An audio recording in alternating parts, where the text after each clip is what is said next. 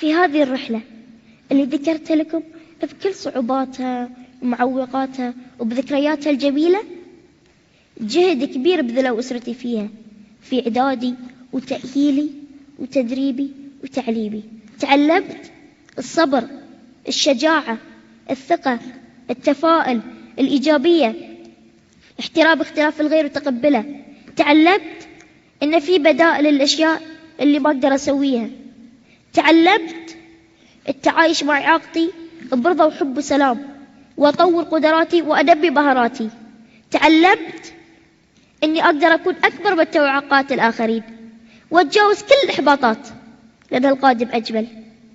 تعلمت ما أعتمد على الآخرين في تحقيق طموحاتي وأحلامي. ممكن أقبل بالمساعدة والتوجيه، لكن تحقيقها مسؤوليتي. كل هذه الدروس تعلمتها من أم عظيمة وأب عظيم قدموها لي بشكل عملي وتطبيقي، وليس بالنحس والإرشاد فقط.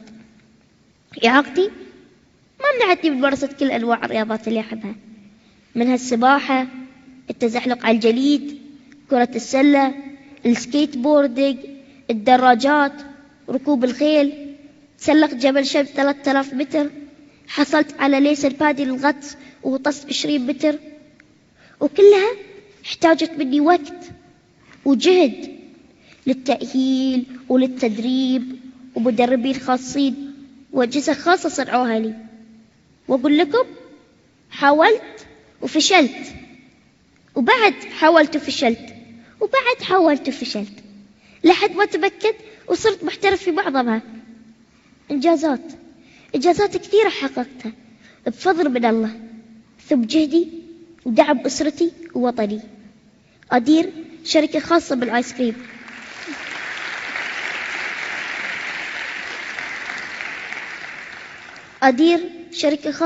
كريم، فيها 60 موظف.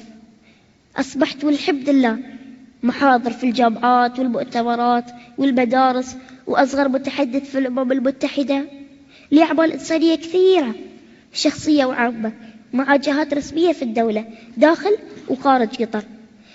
حصلت على جوائز وألقاب عديدة، كرمت بالحكام وقادات دول كثيرة. أنا سفير النوايا الحسنة وسفير فخري للكثير من الجهات الرسمية في الدولة. أصبحت والحمد لله ملهم ومؤثر لملايين البشر على برامج التواصل الاجتماعي. وما ذكرت كل هالأشياء علشان أستعرض أو أتباهى فيها، ولكن لي أقول لكم بالإرادة والعزيمة نحقق المستحيل، وبالعلم والعمل نرتقي ونتطور.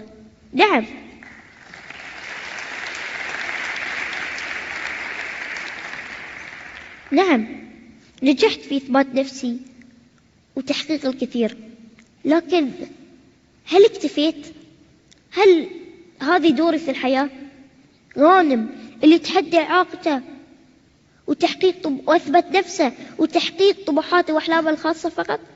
لا، أحس أني تعديت هالمرحلة إلى مرحلة أكبر وأعمق وأجمل، إن يعني يكون لي دور في حياة الآخرين وأساهم في بناء مجتمع وطني.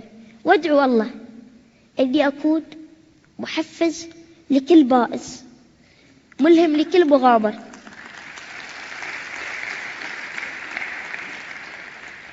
مساعد لأي محتاج، محب لكل إنسان، وأني أكون قادر على نشر الأمل والتفاؤل والإيجابية والمحبة والسلام.